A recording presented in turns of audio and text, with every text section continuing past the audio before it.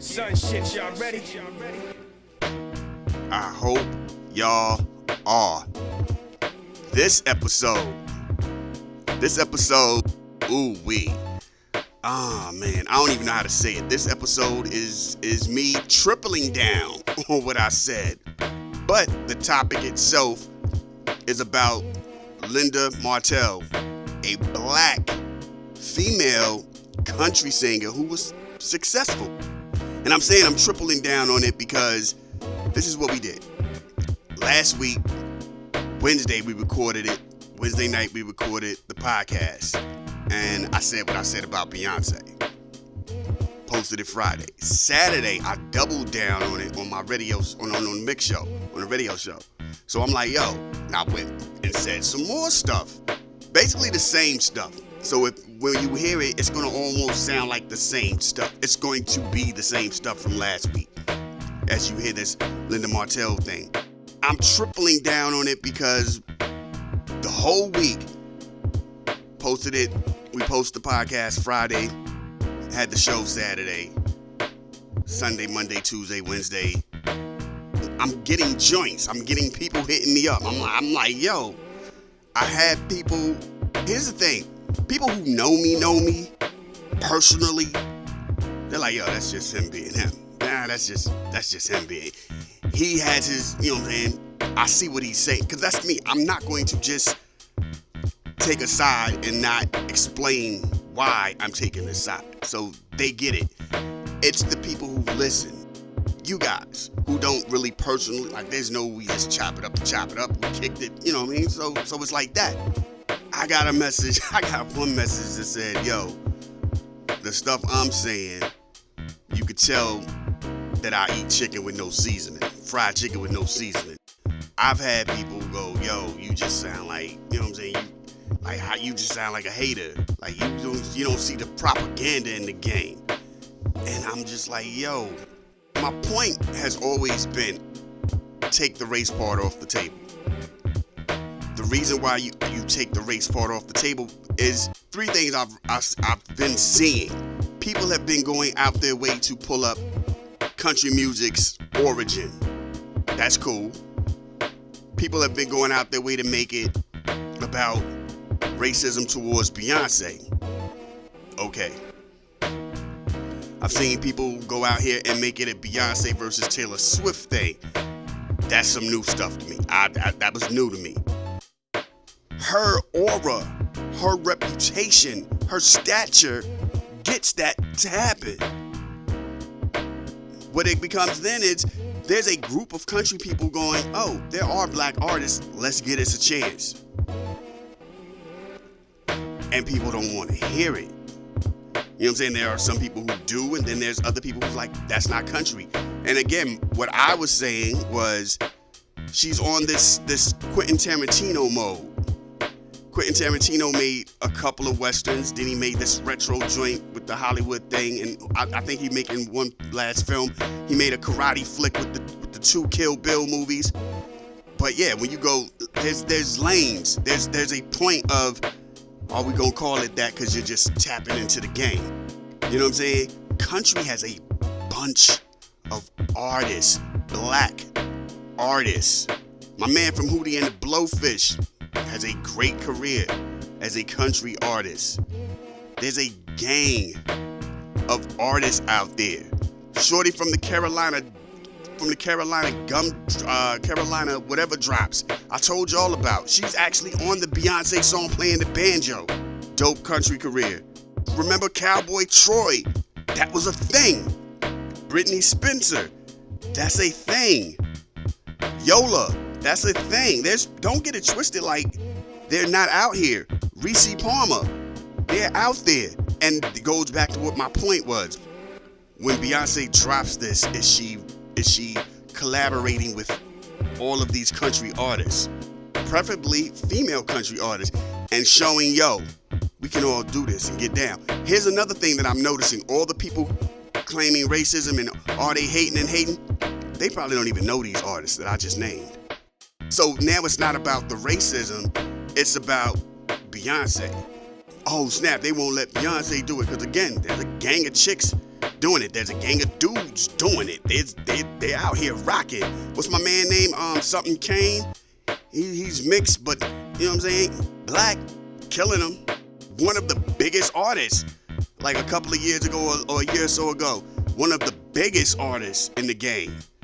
So it's not racism. It's what I said it was. It was like, yo, they're not really going to be too inviting to Beyonce, especially if it doesn't sound like country. Like that doesn't sound so much like, it's like that subgenre. That's what I was trying to tell y'all. It's the subgenre thing. Like when Linkin Park and all of these dudes was rocking and you had real rock stars going, that ain't rock. That ain't had nothing to do with race. That was like, that doesn't sound like rock. I see the elements, but y'all want to be rhyming and got the DJ cutting, man. That ain't rock. Man, I don't know what y'all want to call that. Don't call that rock. Say it got elements of, it's rock-ish. That ain't rock. That's how people are rocking with Beyonce. And dudes is hating. Dudes and people, females, like, yo, they hating on me. Like, yo, you don't know. I know. I just gave you a list of artists that are out here doing their thing. So it's not about race. It's about that. And here's the sad part about that too. A lot of that comes from because we allow anybody to come into hip hop and R&B, set up shop, make a home for themselves, get comfortable, and go bang, I'm here, and we ride with it. Post Malone just wanted to be famous. Before he became a quote unquote rapper, he was out here making country music. That didn't blow him up. Then he became a rapper. He even like took dumps on hip hop. Like, oh, hip hop's this and hip hop's that. We let it ride. Why? Because then he did a song with the next hot dude and that became a thing. You know what I'm saying? That's how that go. We allow that to happen. Justin Timberlake goes out here and does an album produced by Pharrell or an album produced by Timbaland, and he got so-and-so on these joints. Let's make, you know what I'm saying? He got Jay-Z on the bar, and bring him in. He part of the family now. R&B radio gonna play it. R&B radio gonna ride with it. That's what we gonna do. Remember 106 Park had NSYNC or Backstreet Boys on there just hanging out? It was a monumental moment. Our doors are open. We do that. We just was like, yo, come on through. Jay-Z did a joint with the Black Album remix with Linkin Park. You know where it didn't get played at? A lot of rock stations didn't play it. MTV played it, BET played it. Rock stations was like, we already are barely rocking with Linkin Park anyway, because our purist fans don't want that. Now you actually have a MC, a rap star, a mega hip hop icon merged with your joints. I don't know. A lot of stations fell back on that. I told y'all Linkin Park made a hip hop remix album. The Underground ate it up. One of my favorite joints was the joint with Pharoah Monch on it. Hip hop dudes ate it up. We are inviting. We open the door. Britney Spears does some joints with Pharrell. Come on through, girl. We open the door. The problem is everybody else isn't doing that. Everybody else isn't going to just be like, yeah, country is like, we needed to seem a little more genuine. That just seems like I said, it sounds like a Beyonce song with a country backdrop. I don't know where the hate comes from on that. I'm coming from a perspective of I listen to music. I could easily take that backdrop and throw something else under it, and it's back to being a regular Beyonce song. Like when you strip a Dolly Parton song and you throw something else under it, that you still hear the countryness in Dolly Parton's music. You're not getting that. It sounds like a Beyonce song. That was my point. I can't agree with you and go, yeah, they racist. I listen to country music. I know there's black country artists out there. I can't do that. Matter of fact, what we're gonna do at some point, and this is not even for the podcast, this is me personally speaking out loud for myself. I do a thing called Sunday Soul Sessions. I am going to go out of my way in the next couple of weeks and have a country joint of nothing but like slow to mid-tempo country songs by black artists. Preferably within the last 5 to 10 years. Because Because I think that's the thing. Again, we're out here defending Beyonce like she's the only one out here doing it. You're not hearing any of these sites, any of these social media pages, any of these people on the radio come out and go, oh, but by the way, there's these artists. Also, while we're out here rocking Beyonce's country movement, let's not forget that there were some people already here. Let's give an ear to these. Like the R&B station who's playing Beyonce stuff might as well open the door and go, since we're now in this mix of, because Beyonce's country will play country, let's play some actual country artists also. And rock with it. Let's go grab some old Ray Charles joints and rock with it. Aretha Franklin did country music. Rock with it. Let's go. Like, this is it. The teaching moment that everybody is jumping on is the y'all don't know the history of country. Not the teaching moment of there's been a lot of black artists out here doing this anyway. Charlie Pride. Let's get it popping. R&B stations, hip hop stations. All these people out here ain't playing that joint. They not rocking that. They doing a lot of talking. The education stops at y'all don't know the history. Let's let the music play then. Let's rock with the music. But anyway, I just thought it was funny that I got attacked by like 4 people about that. I don't want to make it feel like it was a gang of people, 4 people. I just was like, yo, this is weird. And then you gonna tell me I don't eat seasoned fried chicken? Like, what? Like, my food ain't got no flavor to it. What? Like, I must not have food to eat. Like, I was offended for my taste buds, actually. My taste buds were offended. I was like, oh, dog. They put my stomach on the line now. Like, oh, they put my taste for food on the line. Man, out of here, man. Come on, man.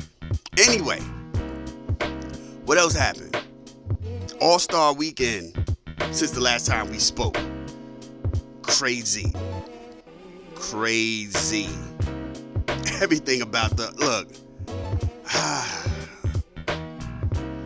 A piece of me feels like ESPN and TNT are elevating the incompetence, the mediocrity of the NBA to lowball the price of what they want to pay. And while they're doing that, there's also these other entities on the side watching and going, yeah, this is kind of trash. These ratings are kind of low. I don't know. And the NBA, it's not working. Damn, the numbers are coming out about the in-game tournament thing that they fell way shorter than the expectations that they were looking for. And I keep telling people, not just y'all listening, but people when I have conversations on the street with people like, man, I don't know what's up with the NBA. The same youngins that you see like under 30, maybe even under 35, talking about the NBA, they're not watching games. They're not watching games. They're watching highlights. They're watching highlights on social media, the NBA League Pass. They're watching, you know what I'm saying, the joints on the TNT thing or the ESPN joint. They're watching highlights and they're giving you things. Because then I've had conversations with people and went, yo, dog, that joint he did in the first quarter, huh? Oh, I ain't see that. I'm on it in the highlights. I've listened to people pages talk about somebody's great game again. They went, oh, there wasn't a highlight of this, though. I couldn't find any highlights of this. They're letting you know. They're looking at stats. They're reading off what happened, and then they're looking to present it to you. So, yeah, the NBA is not going to get whatever it's trying to get. The NBA is in trouble. TNT is going to purchase whatever they're going to purchase, and they're going to lowball the NBA, in my opinion. Why? Because they've already paid Charles Barkley. Like they were, and then it's like, and they're like, Justin, because Charles Barkley has a gang of, Charles Barkley is all over Warner Brothers Discovery's platform. He got the podcast, he got the joint he does with Gayle King. You know what I'm saying? He's everywhere because they done paid him a lot of money. So they're like, yo, if this doesn't work out, we gotta use you because we have you for 10 years, son. We gotta figure you out. We got to figure out what to do with you because now they're thinking if they come in with this too low of a number, the NBA is going to walk away. Warner Brothers is at this position now where, and this may sound like something like Warner Brothers is in trouble. This is not about Warner Brothers. Warner Brothers is in a position now where they're like, A&E has their thing getting ready to come up. They kind of flirted with WWE. WWE is guaranteed content that sells. That's why Netflix put multiple billions on it. Put some billions with an S, plural, on it for Raw. CW put some money on getting NXT. SmackDown is still floating in the air somewhere, I think. I might be wrong, but that's the point. That's guaranteed content that makes money. The only people that they're not beating is football. That's why even Warner Brothers was like, yeah, we might want to flirt with that. Even though we got a wrestling company over here, we'll flirt with that. Well, let's see where that go. Oh, y'all asking for too much. Nah, we good. We got a wrestling company on the side that they still haven't negotiated with because they're still trying to figure out what they're going to do with the NBA, which, by the way, rumors have it that they're also in talks with merging with Paramount, who also isn't doing very well. So you see what I'm saying? The game is crazy. And who is going to take the time to buy a product that over its most held, celebrated weekend was complete trash? The dunk contest felt rigged. Like, old boy winning was because he had to, like, there was no way he shouldn't have won because he had the best dunks anyway. But the fact that Jaylen Brown made it to the finals is still mind-boggling. And how I want to say this? The points, when you first see the points, that's the get you moment. That's the got you moment. Oh man, dog, did you see? They was all the way in the 200s. Then when you start doing the research, because again, a lot of people didn't watch the game. No defense was played. You keep seeing the same 10 to 12 highlights that are just horrendous. The only highlight that looked good was the highlight of Trae Young moving around Kevin Durant and making his little floater. That's it. The rest of them joints is trash. So then it's like, oh, they got all those points because and let me take that back. And Dame Lillard's like half court, just like, yo, boom, what y'all want? You know what I'm saying? Those were the only two highlights out of the 10 to 12 highlights floating around that are even worth anything. Those two. No defense was played. No cares about putting on a show was given. Then the clip surfaces of Kobe Bryant going, the All-Star game is supposed to be the ultimate pickup game. That's not what you got this weekend. Right now, the NBA right now looks like the final season of Game of Thrones. Remember when you knew the two writer dudes was going somewhere else and it was just like, You know what I'm saying? Felt like every Sunday, every Monday, somebody had something to say about what they saw Sunday. Yo, dog, they had a Starbucks cup on the counter, like on the table where they was having the meeting. There was a Starbucks cup on TV. They went back and edited it by the time it got to the streaming service, but if you saw it live that Sunday, you saw a cup. Hey man, you saw this and that. They let it, the editing room let that air. It was not like we were talking like they were filming this live, like the ER joint that time when they did ER Live, or Rock. For those who don't know, Charles Dutton show Rock that used to be on Fox. At one point, they stopped filming, doing pre-recorded joints, and Charles Dutton was like, yo, dude, I want to go live every week. We're theater actors anyway. I want to go live every week. And whatever happens, happens. We ain't talking about that. We're talking this. They filmed this, went through the editing process, and the editors, whoever was in charge of editing, the team, still missed these Starbucks cups just hanging out. That's what I'm talking about. That's what the NBA is right now. The NBA is the last season of Game of Thrones, where it's just like, yo, don't nobody really care, and they're gonna be insulted when these numbers come in super low. Like, yo, dog, this is what y'all gonna get. The NBA is on its last leg. In my mind, I feel like ESPN and them are going in at it so hard to devalue the product so they can come in and not have to pay as much.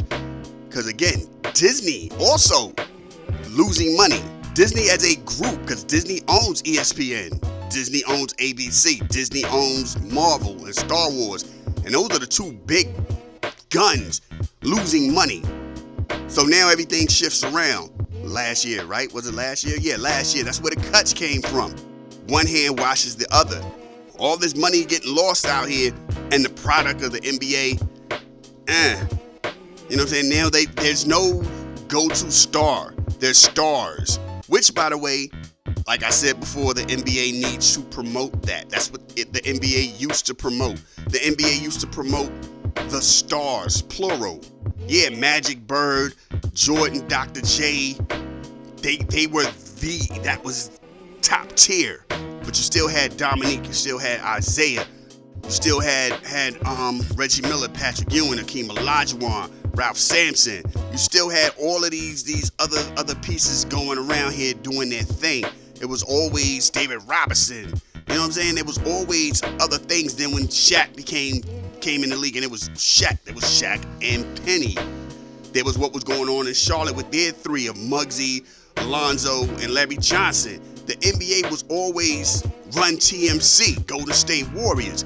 See what I'm saying? Like, I can blast off a bunch of names. You know what I'm saying? Derek Coleman and Kenny Anderson in New Jersey.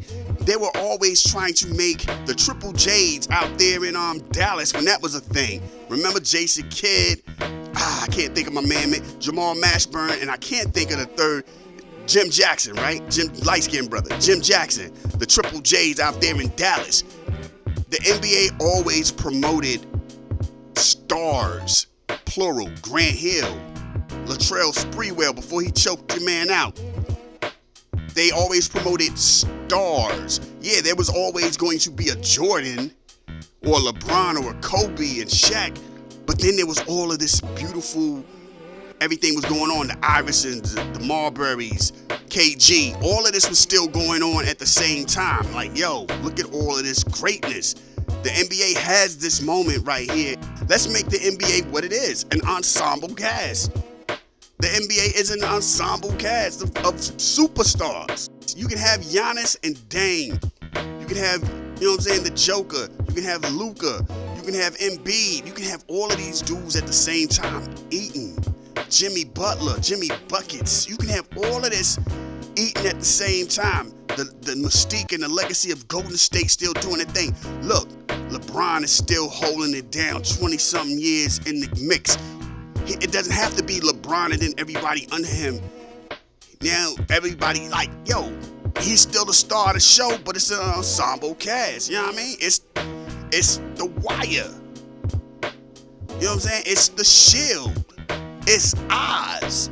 It's The Office. Yeah, we know it's Michael Scott's show, but everybody loves what's going on here with like Pam and Jim is the anchor of this joint. The White is just remarkable. Standing gets to shine. You know what I'm saying? The NBA isn't promoting itself properly and it's losing. That's where the problem is. The problem isn't, you know what I'm saying? Trust me, the game is trash. That's a whole nother thing. The game is trash, but you're not marketing your stars. In many minds, because of, again, ESPN only talks about football and basketball, you would think they're on par with each other. NFL ratings dwarf the NBA. It's not competition, trust me on that. But they're both still equally in the minds of everybody. These deals fall through wrong. Basketball is going to be down there with baseball and hockey, and it's going to be just the NFL. Who's going to make sure that that doesn't happen is all I'm asking. That's all I'm saying. You know what I'm saying? See how I did that? Anyway, this is what we do, because the next episode, you know how we doing Black History Month. We're putting out 2 episodes a week. The next episode isn't even going to be Black History. The next episode is going to be a birthday salute, and we're going to read, you know what I'm saying? We're going to talk about feedback and everything. So there's not even going to be any history thing. So this Linda Martell thing is it for this week. Thank y'all for listening. Thank y'all for commenting. You know what I'm saying? We're gonna start putting the messenger thing for those who want to. You can easily hit me up, message me. Like, yeah, you email me, blackceezar@gmail.com. Y'all see the name, don't, right? I think, maybe? I don't know. blackceezar at Gmail. You can get at me on the Messenger, live at the Oasis Messenger. I'm not making a whole Messenger account for the podcast because, again, without the mix show, there is no podcast. So I'm keeping everything together. And like I said, we will we will do a thing at some point down the line in a couple of weeks with country music. For those who my thing is, I never know who's listening to everything or listening to something here and there. I know I get a good listener. I got people rocking with me on this. I know I got people rocking with me on the mix show. I know I got people rocking with me on the Sunday Soul Session. So thank y'all. Maybe we'll start putting up the handles for the social media joints up again and everything too. Who knows? But we thank y'all for rocking with me. That's all I'm saying.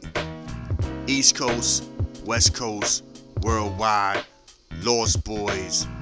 This is this episode. Linda Martell. Let's go.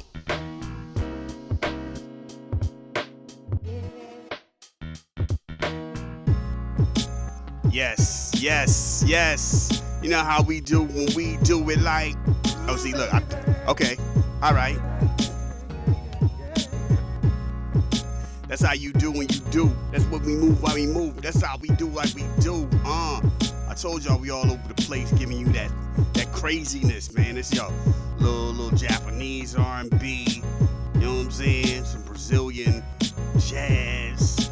You know how we do, man. This is what we do. A lot of UK rap. You know what I mean? We here. We do what we do. This is how we get down. Ain't no playing around. Y'all know just how we slay it. Everybody upset. They know just what we saying. I do the bang, bang, bang, do the wang.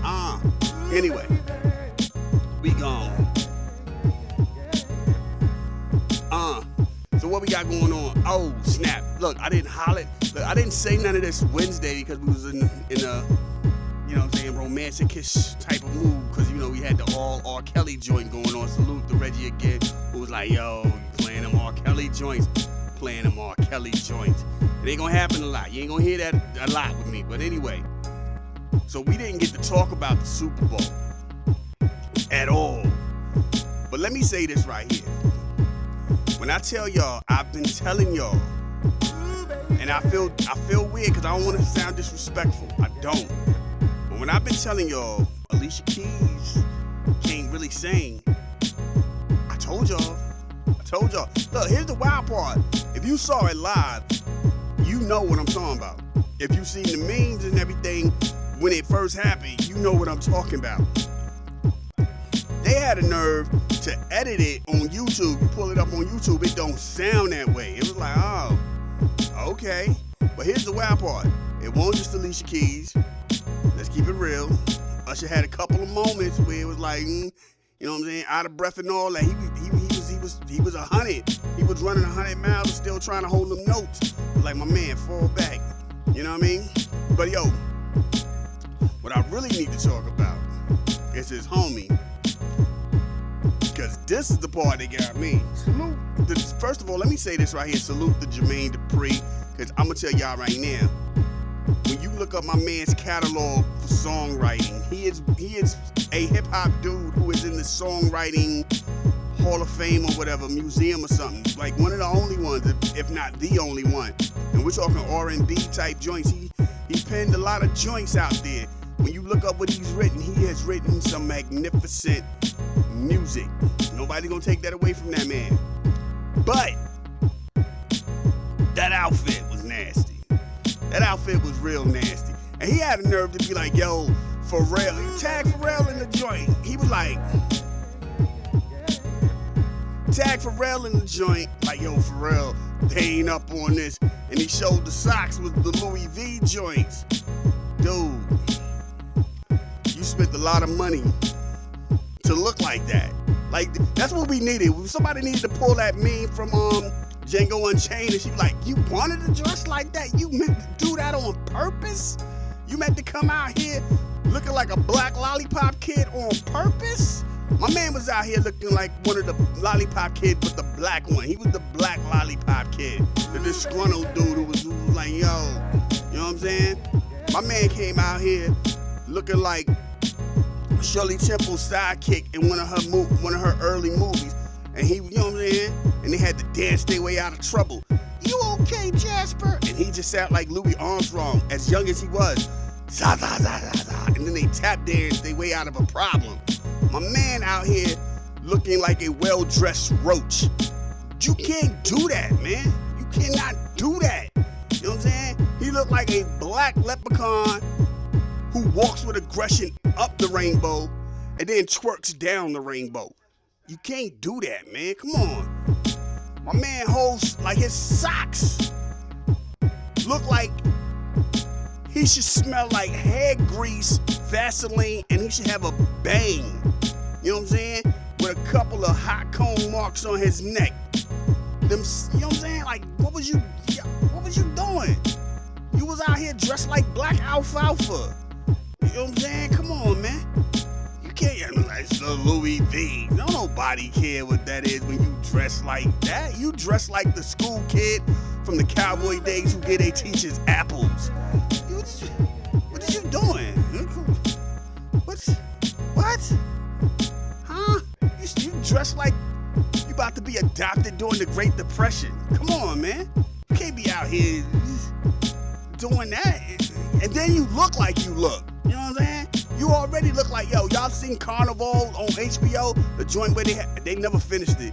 But the joint, and it had the little midget dude, Jermaine Dupri and the little midget dude look alike. So you look like this weirdo, and you dress like, come on, man. You look like an overgrown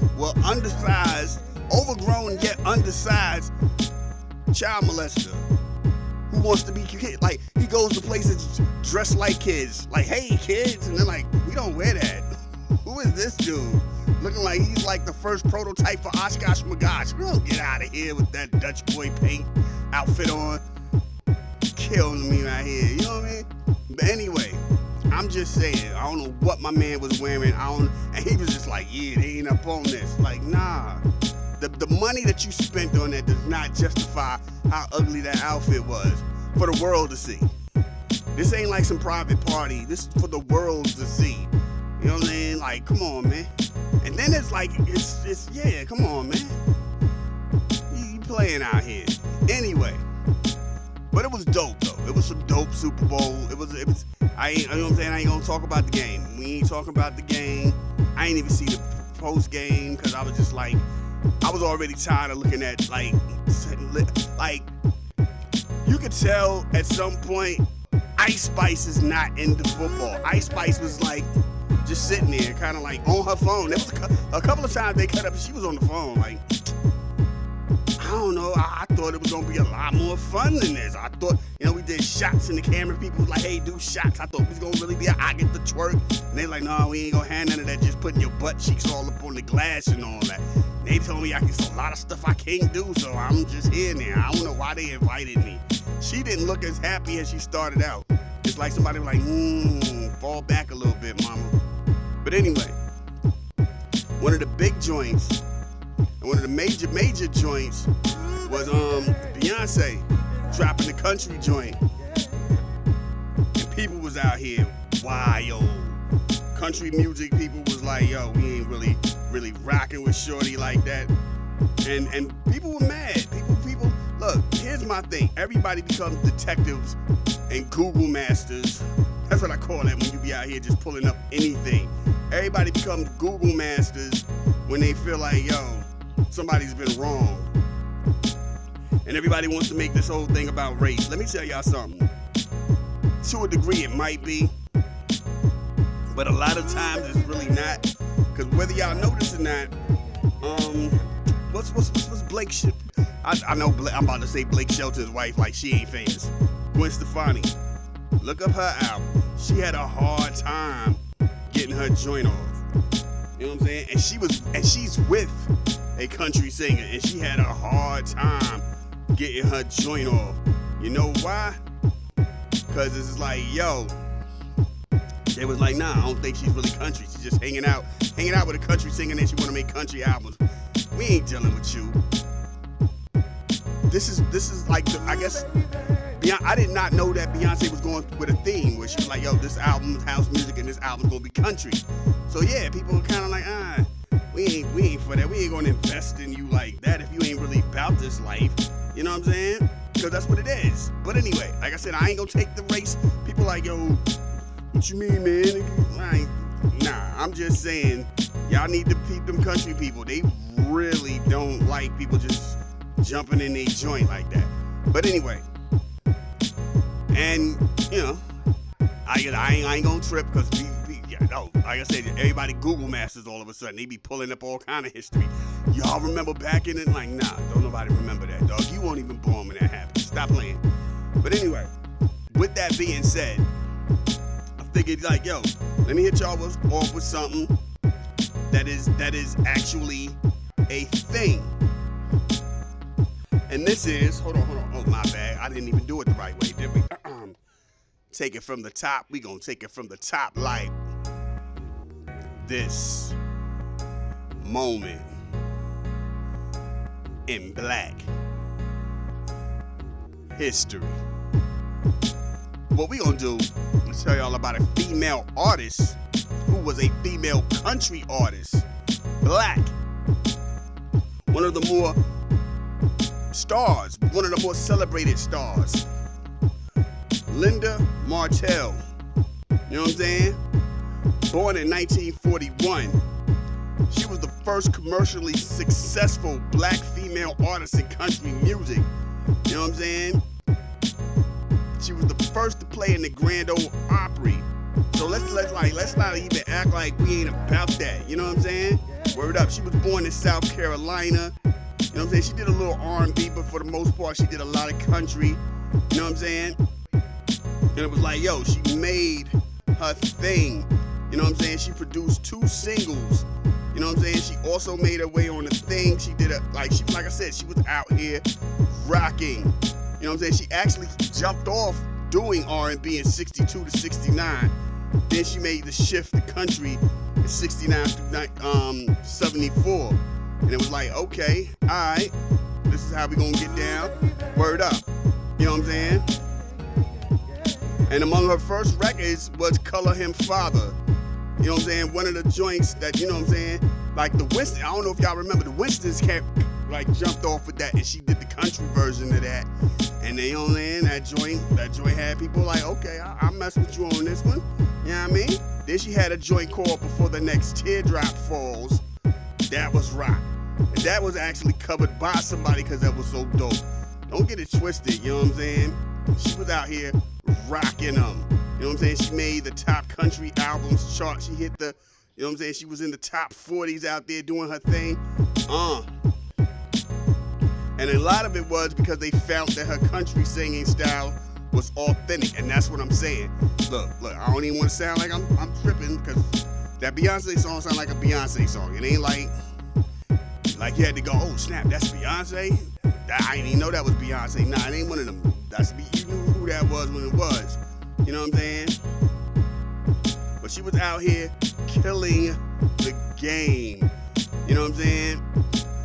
And like, yo, she was like just doing her thing. The 70s was hers. You know what I'm saying? She did a lot of moves. She did a lot of things.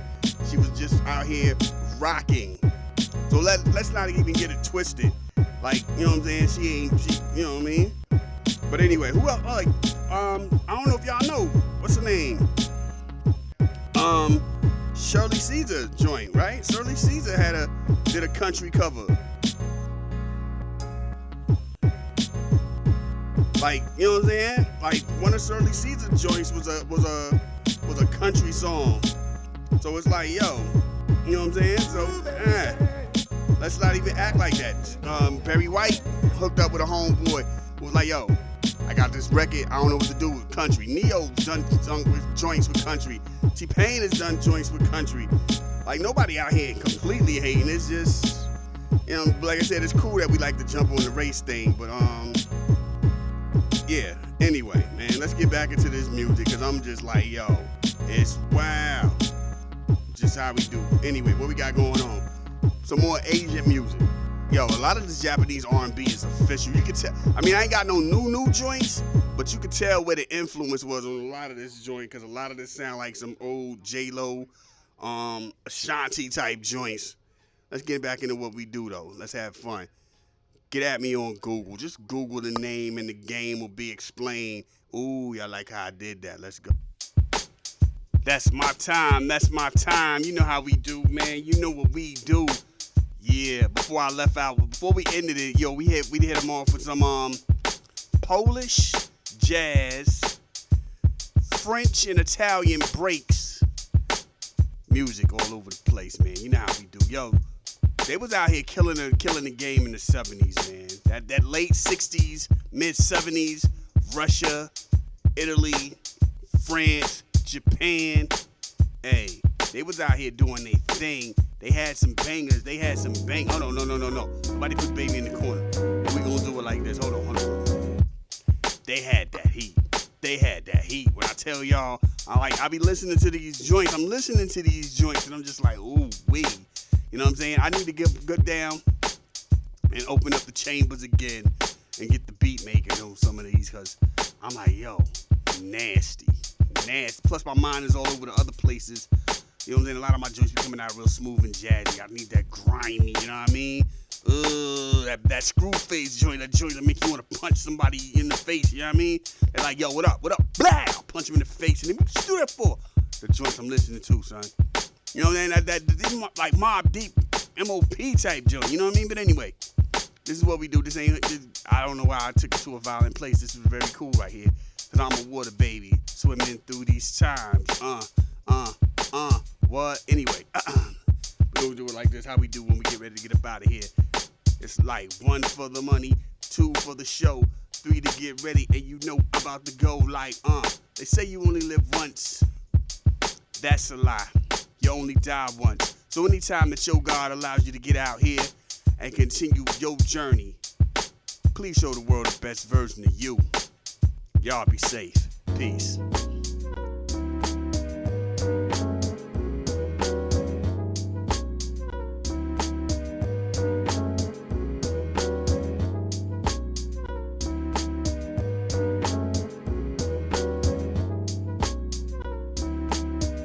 This is a Soul of Art presentation.